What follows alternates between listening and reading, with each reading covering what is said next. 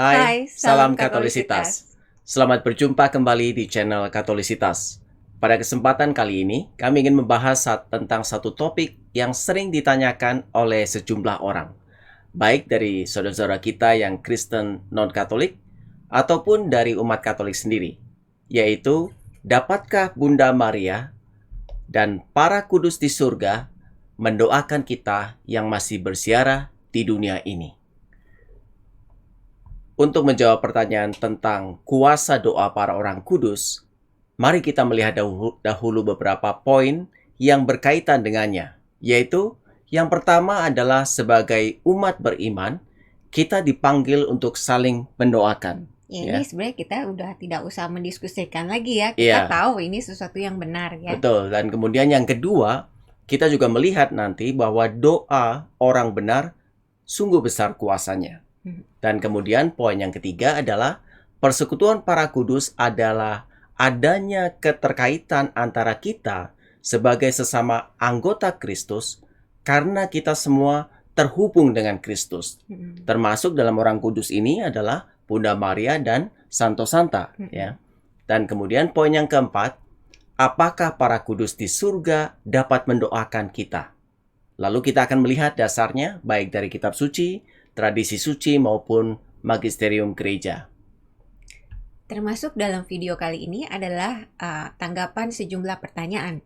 Yang pertama, bukankah Santo dan Santa itu sudah wafat ya, sudah meninggalkan dunia ini, maka tidak bisa mendoakan lagi? Iya. Ada Ini sering ditanyakan ya. Iya, ya. Atau yang kedua, apakah maksud berdoa kepada orang kudus? Bukankah kita hanya dapat berdoa kepada Tuhan? Iya. Ya.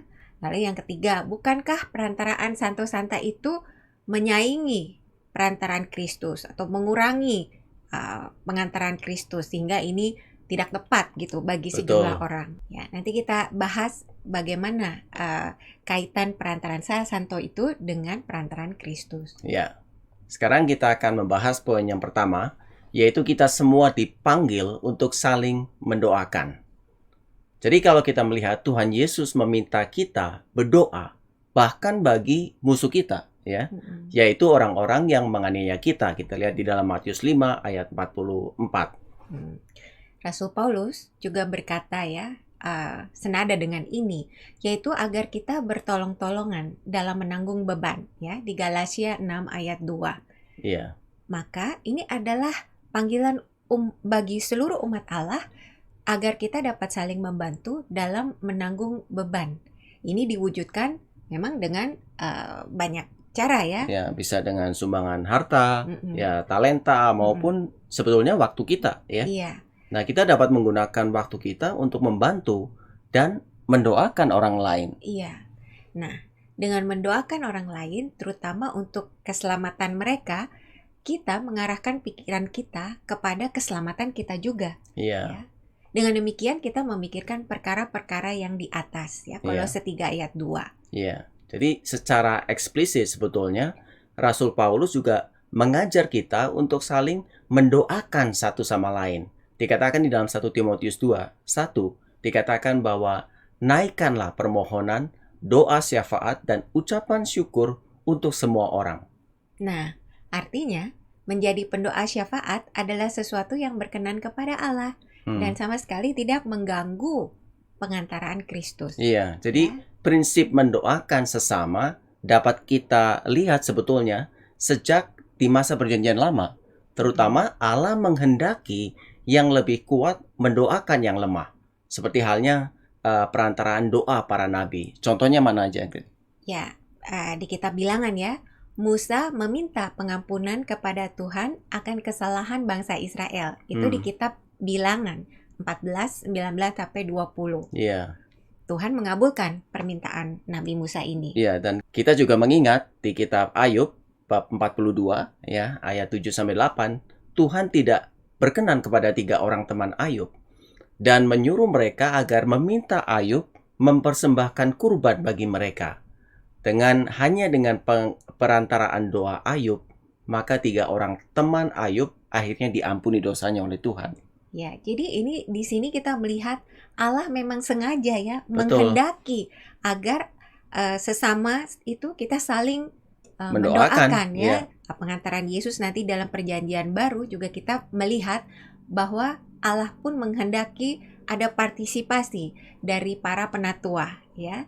Ini kita melihat di surat Rasul Yakobus di mana ditulis di situ para penatua mendoakan jemaat yang sakit ya.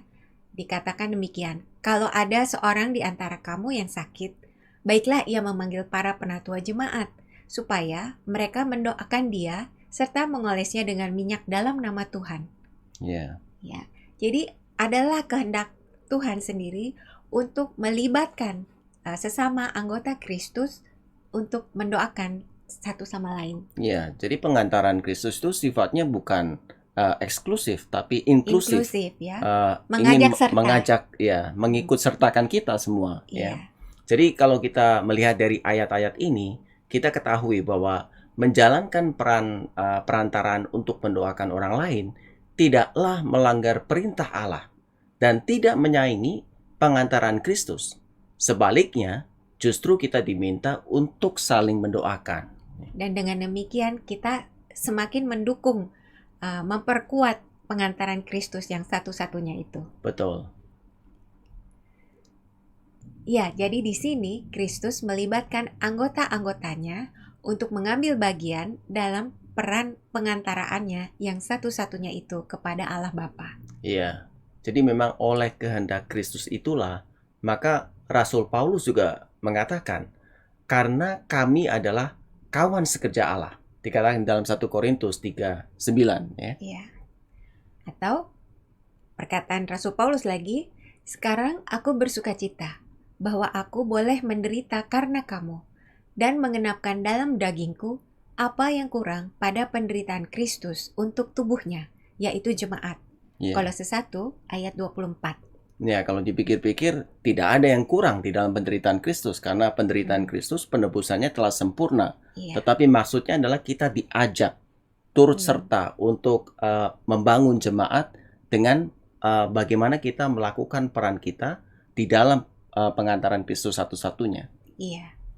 Atau kita pun bisa membaca di surat Korintus yang kedua, bab 1 ayat 10 dan 11. Dikatakan demikian. Kepadanya, Allah, kami menaruh pengharapan kami, bahwa Ia akan menyelamatkan kami lagi, karena kamu juga turut membantu mendoakan kami, supaya banyak orang mengucap syukur atas karunia yang kami peroleh, berkat banyaknya doa mereka untuk kami. Itu perkataan Rasul Paulus lagi. Jadi bagaimana jemaat itu mendoakan para rasul. Iya, dan berkali-kali Rasul Paulus meminta jemaat untuk mendoakannya ya, di Roma 15:30-32, juga di Efesus ya, juga di Kolose, 1 Tesalonika dan seterusnya. Ya, jadi Rasul Paulus pun juga mendoakan mereka. Kita lihat di dalam 2 Tesalonika 1:11 ya. Iya. Jadi ada banyak ayat kitab suci yang mengajarkan bahwa sebagai sesama anggota Kristus kita harus saling mendoakan. Iya. Nah, maka pertanyaan berikutnya adalah kenapa demikian? Iya. Ya. Nah, dengan mendoakan satu sama lain, artinya kita turut berpartisipasi dalam pengantaran Kristus yang satu-satunya itu. Iya. Kitab suci menyatakan bahwa Allah yang menghendaki sesama anggota Kristus saling mendoakan, memberikan kuasa doa yang besar kepada orang-orang yang dibenarkan olehnya. Ya, jadi tercatat di dalam kitab suci bahwa Rasul Yakobus mengajarkan, dikatakan demikian, doa orang yang benar, bila dengan yakin didoakan, sangat besar kuasanya. Elia adalah manusia biasa sama seperti kita, dan ia telah bersungguh-sungguh berdoa supaya hujan jangan turun.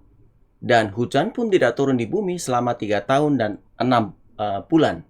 Lalu ia berdoa pula, dan langit menurunkan hujan, dan bumi pun mengeluarkan buahnya. Ya. Yakobus 5 ayat 16-18 ya.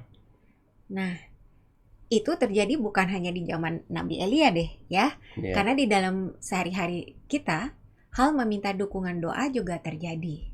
Ketika kita menghadapi masalah, apalagi kalau itu masalah besar, kita akan minta dukungan doa pada orang-orang yang kita anggap dekat pada Ya, Tuhan. seperti pastor, mungkin pendeta, ya, Iya, untuk mendoakan kita untuk kan. mendoakan kita, ya. Jika manusia biasa yang di dunia ini saja dapat berdoa sedemikian, betapa lebih sempurnanya mereka semua para kudus di sorga. Ya, Karena para kudus di sorga telah sempurna berada di hadirat Tuhan. Ya. betul. Ibrani 12 ayat 22-23. Mereka telah menjadi seperti Kristus, melihat Allah sebagaimana adanya Dia. 1 Yohanes 3 ayat 2. Ya, jadi mereka yang sudah berada di surga, yang tak terbatas oleh tubuh dan distraction di dalam kehidupan ini, akan dapat berdoa dengan lebih baik kepada Tuhan daripada mereka yang masih hidup di dunia ini. Masih banyak Masih banyak urusannya.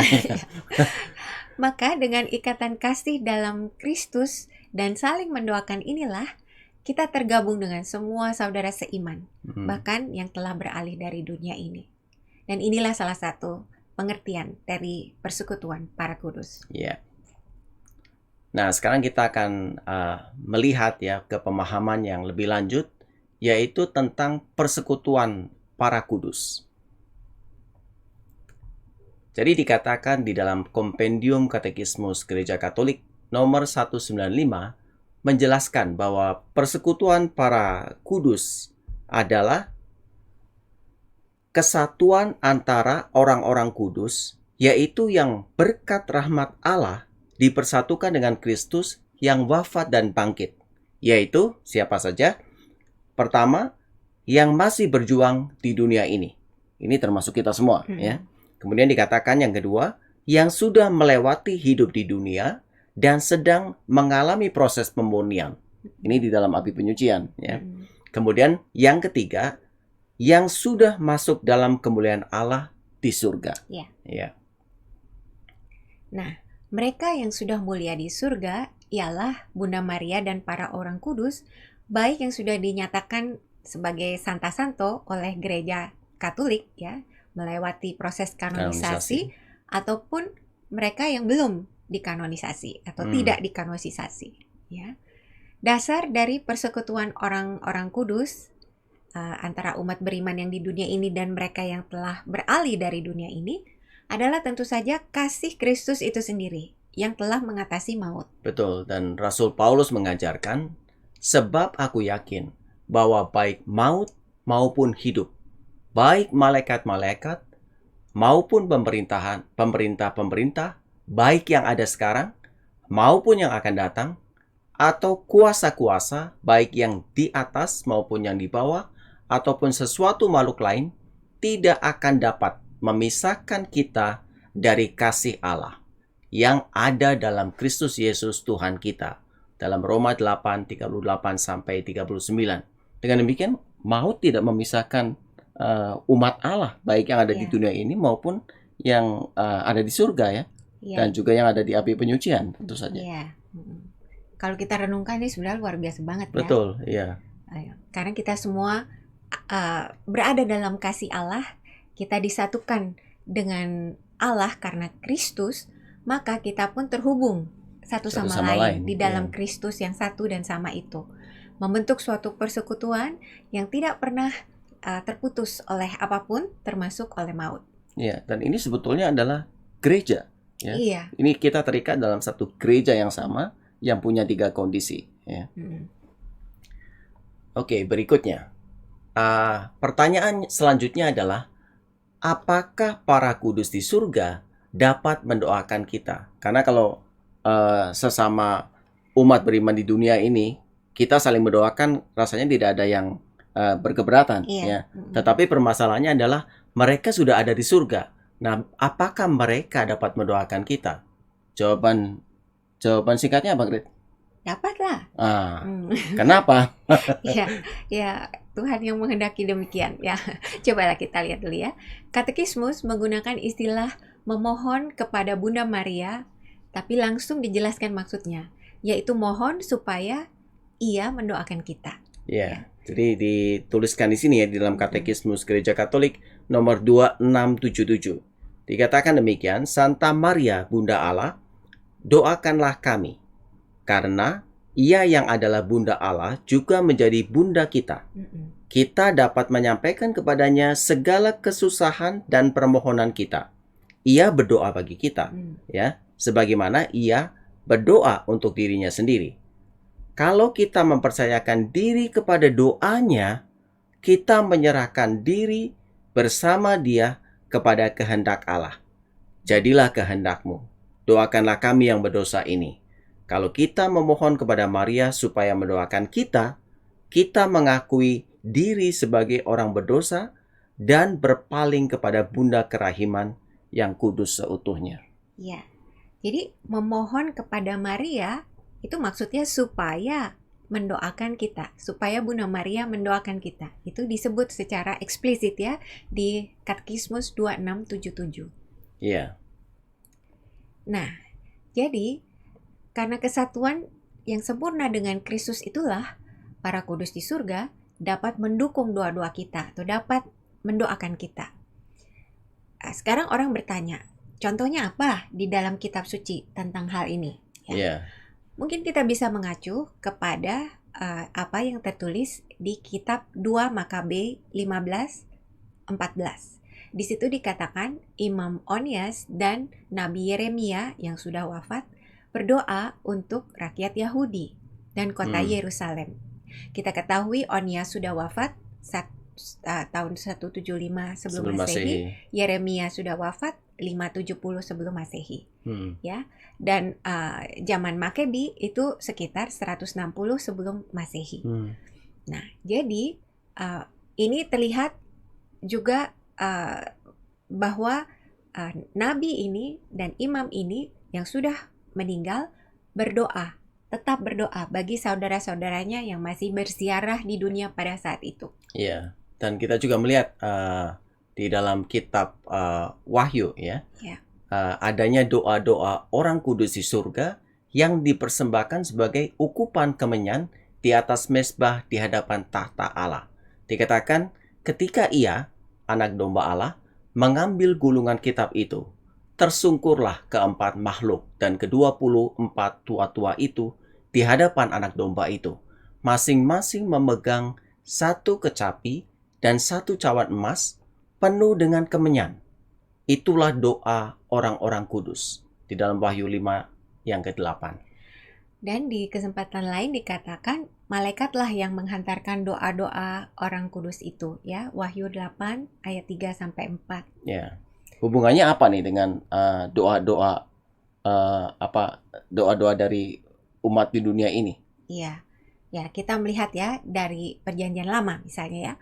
Doa dengan ukupan dilakukan oleh Harun dan keturunannya yang menjadi imam, pengantara antara umat dan Allah. Ya, kita melihat itu di 1 Tawarik 6 ayat 49. Iya, karena seorang awam yang bukan keturunan Harun tidak dapat membakar ukupan di hadapan Tuhan ya. Kalau kita melihat di dalam Bilangan 16:40 ya.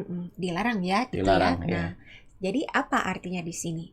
Artinya para kudus di surga melakukan peran imamat seperti yang dilakukan oleh keturunan Harun dan para imam, yaitu mereka menyampaikan doa-doa sesamanya yang masih memerlukan pendamaian dengan Allah. Ya, lihat seperti yang terjadi di 1 Tawarik 6 ayat 49 tadi.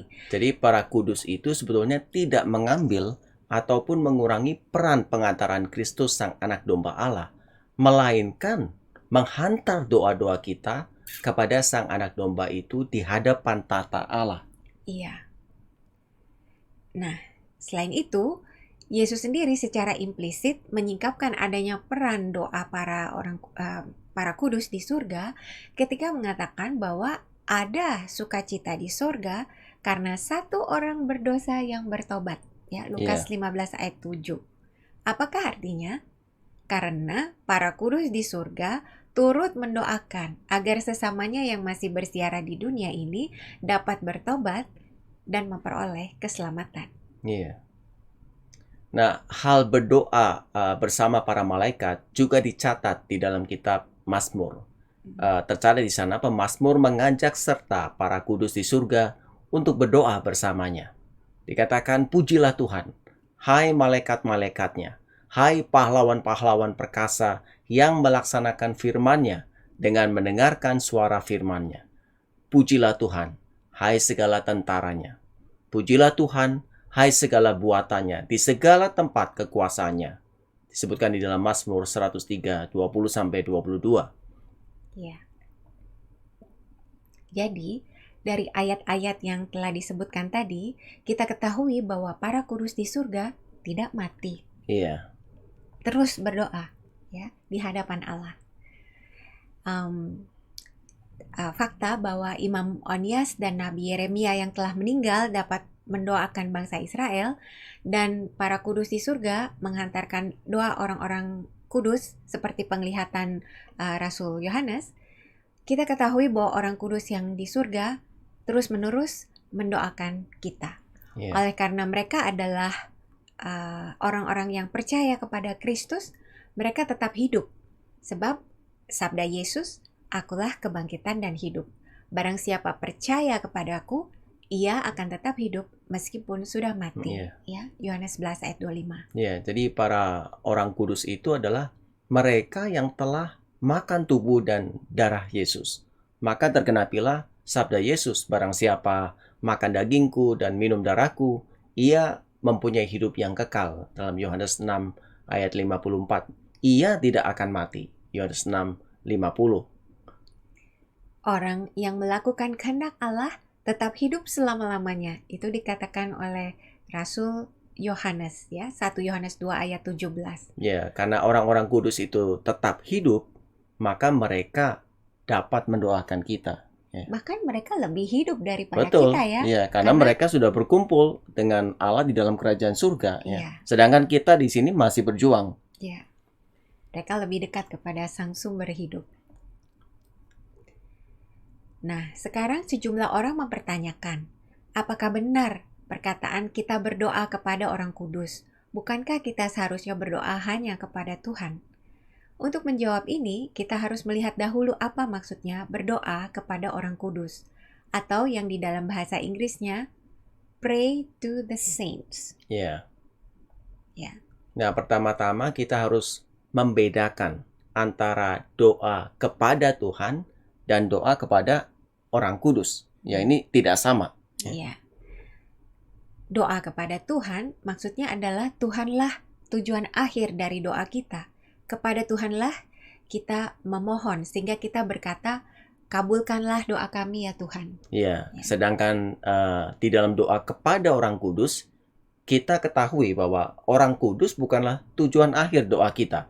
Ya, kepada mereka kita memohon agar mereka mendoakan kita. Maka kita berkata, ya misalkan Santo Yohanes, doakanlah kami, ya. Atau Santo atau Santa pelindung kami, doakanlah kami. Ya. Maka ungkapan yang mungkin lebih tepat adalah berdoa melalui atau bersama dengan para orang kudus. Namun demikian, ungkapan berdoa kepada orang kudus juga tidak salah, asalkan dipahami maknanya. Yaitu, kita mohon kepada mereka untuk menyampaikan doa-doa kita kepada Allah atau turut mendoakan kita di hadapan Allah. Iya, ibaratnya kita mau berbicara kepada seorang pimpinan perusahaan, namun kita berbicara terlebih dahulu kepada sekretarisnya atau staf pembantunya. Tetap yang mengambil keputusan akhir adalah sang pimpinan. Tetapi kita tetap benar jika dikatakan telah berbicara kepada para pembantu sang pimpinan tersebut. Ya. Iya. Nah, tentang persekutuan tubuh mistik Kristus, Konsili Vatikan II menjelaskan demikian. Gereja kaum musafir menyadari sepenuhnya persekutuan dalam tubuh mistik Kristus itu. Sejak masa pertama agama Kristiani, gereja dengan sangat hikmat merayakan kenangan mereka yang telah meninggal. Adapun gereja selalu percaya bahwa rasul-rasul dan para martir Kristus yang dengan menumpahkan darah memberi kesaksian iman dan cinta kasih yang amat luhur dalam Kristus berhubungan lebih erat dengan kita.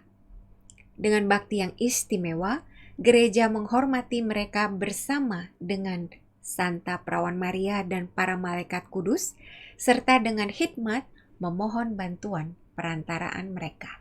Lumen Gentium 50. Dengan demikian, pengantaran para orang kudus itu, terutama Bunda Maria, tidak menyaingi peran pengantaran Kristus.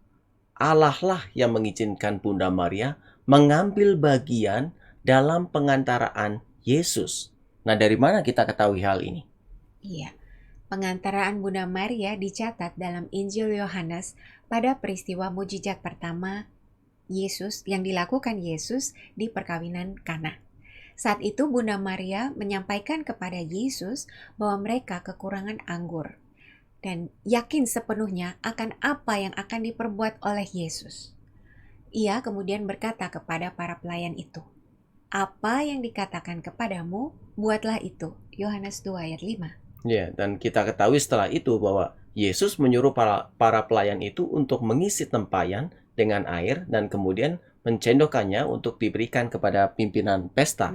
Dan berubahlah air itu menjadi anggur. Jadi kejadian ini menunjukkan bahwa mukjizat pertama Yesus terjadi dengan melibatkan perantaraan Bunda Maria. Ya, Yesus menghendakinya demikian. Iya. Ya. Konsili Vatikan II menjelaskan tentang pengantaran para kudus, dalam hal ini secara khusus pengantaran Maria, demikian. Pengantara kita hanya ada satu, menurut Sabda Rasul. Sebab Allah itu Esa, dan Esa pula pengantara antara Allah dan manusia, yakni manusia Kristus Yesus yang telah menyerahkan dirinya sebagai tebusan bagi semua orang. 1 Timotius 2, 5 ayat 6. Adapun peran keibuan Maria terhadap umat manusia, sedikit pun tidak menyuramkan atau mengurangi pengantaran Kristus yang tunggal itu, melainkan justru menunjukkan kekuatannya. Sebab segala pengaruh Santa Perawan yang menyelamatkan manusia tidak berasal dari suatu keharusan objektif, melainkan dari kebaikan ilahi, pun dari kelimpahan pahala Kristus. Pengaruh ini bertumpu pada pengantaraannya, maksudnya pengantaran Kristus, sama sekali bergantung dari pengantaran Kristus dan menimba segala kekuatannya daripadanya. Pengaruh itu sama sekali tidak merintangi persatuan langsung kaum beriman dengan Kristus, melainkan justru mendukungnya. Lumen Gentium 60. Nah, sekarang mari kita lihat apa yang dikatakan oleh para bapak gereja tentang perantaraan para kudus. Yang pertama ya, Santo Clemens Alexandria. Ini di tahun 150-an sampai 215 hidupnya. Ya. Ia orang Kristen berdoa dalam kumpulan malaikat. Ia berada dalam paduan suara para kudus. Ya. Di tulisannya berjudul Stromata 7:12 ya. Ya, dan kita lihat juga Origen tahun 185 sampai 254 mengatakan demikian, bukan sang imam agung atau Kristus sendiri yang berdoa untuk mereka umat beriman, tetapi juga para malaikat, juga jiwa-jiwa para orang kudus yang telah meninggal dunia. Jadi kita melihat di sini pada abad-abad awal, mereka juga mengakui bahwa bukan hanya Kristus yang menjadi pengantara, tetapi juga para kudus dan malaikat mengambil tugas perantaraan ya untuk mendoakan kita. Iya, kayak bersama-sama dengan Yesus ya. Betul, sama-sama mereka bergandengan tangan mendukung pengantaran Kristus. Karena kalau mereka di surga itu ibaratnya sebagai satu keluarga, maka apa yang dilakukan oleh Kristus itu juga dilakukan oleh para kudusnya. Ya, malaikat, sahabat dan para kudus yang adalah sahabat-sahabat Kristus ya. Santo Cyprianus tahun 200 sampai 270. Ya. Dikatakan demikian. Marilah kita yang terpisah kematian berdoa satu sama lain. Mari mengangkat beban-beban dan kesedihan dengan saling mengasihi.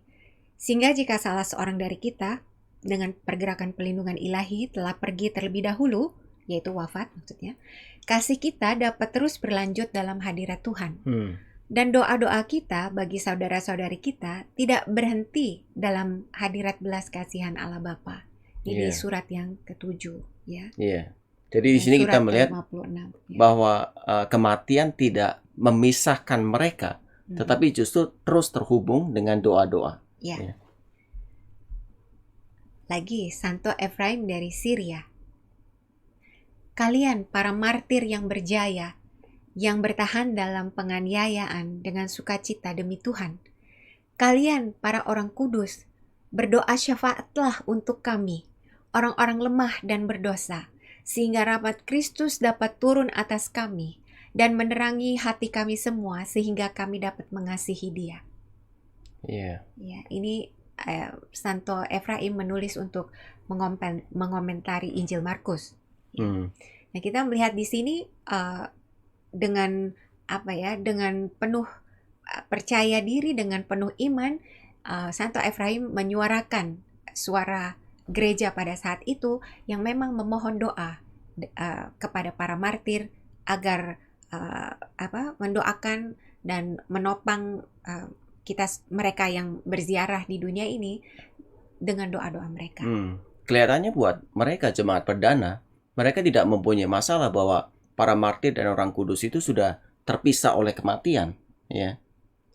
Untuk supaya mereka bisa mendoakan orang-orang yang masih berziarah di dunia, ya. Jadi memang mereka senantiasa menganggap tidak ada yang memang dapat memisahkan orang-orang yang di dunia ini dengan kasih Kristus, ya. Walaupun sudah terpisah oleh kematian, tetapi masih tetap terhubung, ya.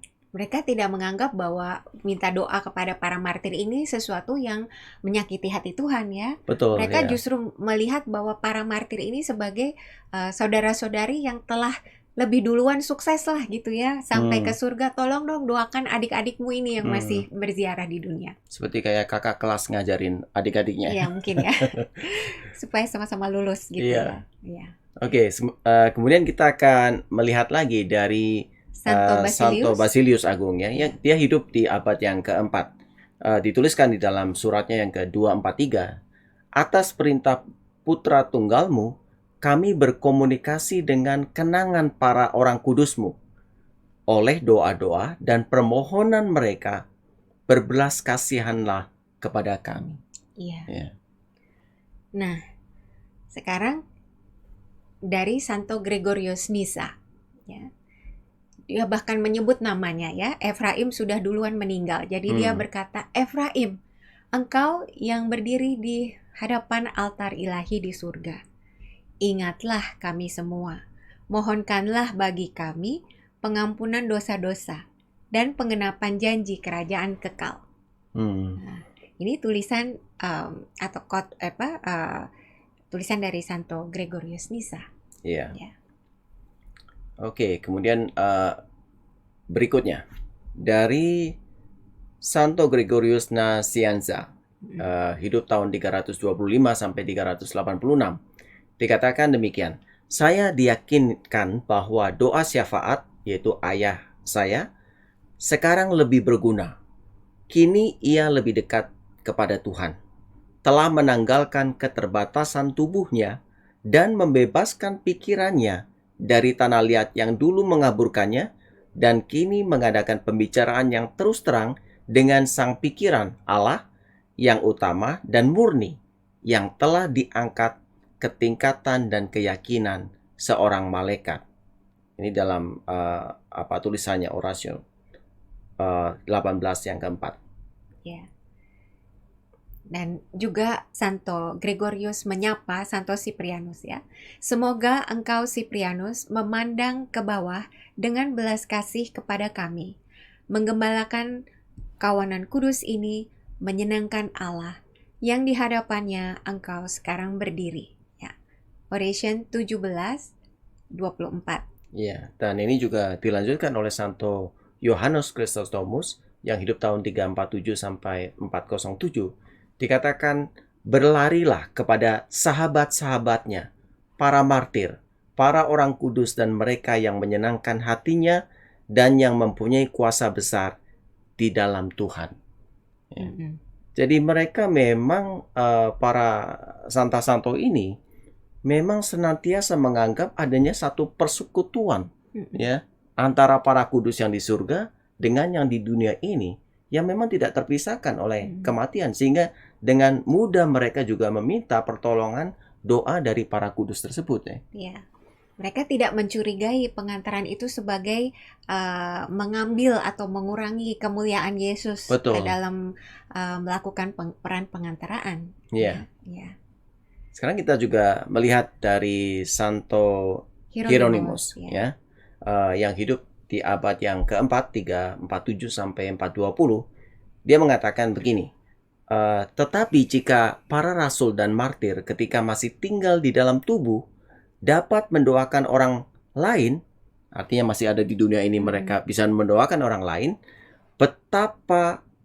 berapa lebih banyaklah yang dapat mereka lakukan setelah mereka menerima mahkota, kemenangan, dan kejayaan.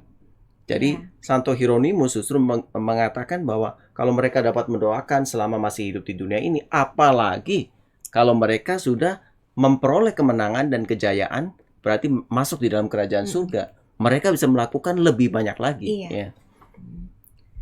Santo Agustinus di zaman yang hampir sama mengatakan bahwa bangsa Kristen merayakan dalam perayaan religius kenangan para martir, baik untuk menekankan teladan mereka agar diikuti, maupun agar bangsa itu dapat mengambil bagian dalam jasa-jasa mereka dan dibantu oleh doa-doa mereka.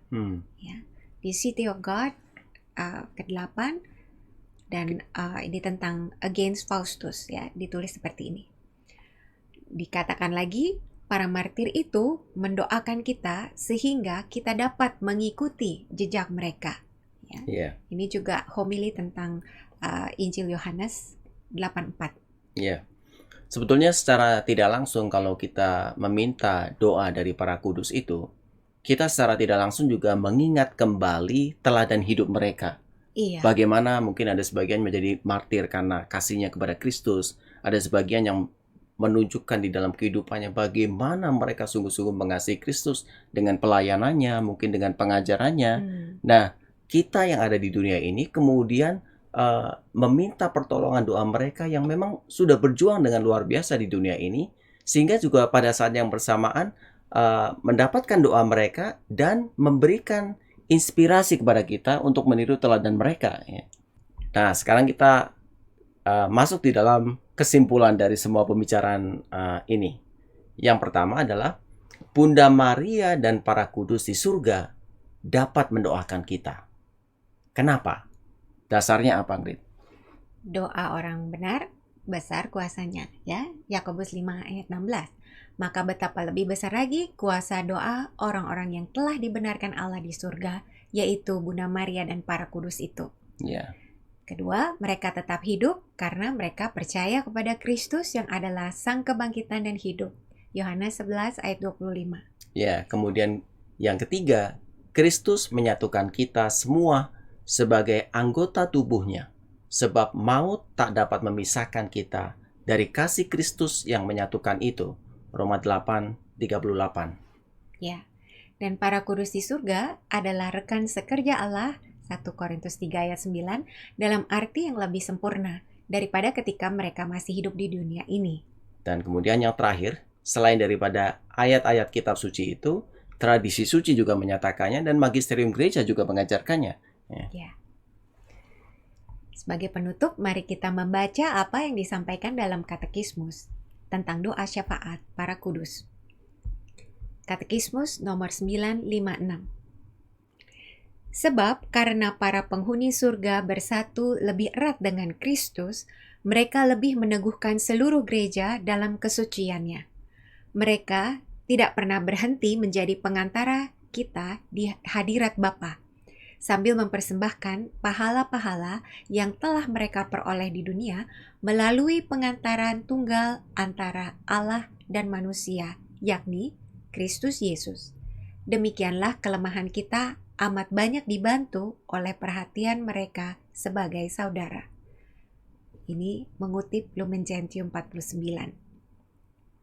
Selanjutnya kita melihat apa yang pernah dinyatakan oleh Santo Dominikus Sesaat sebelum meninggal dalam sakrat maut, dia berkata begini kepada sesama saudara serikatnya.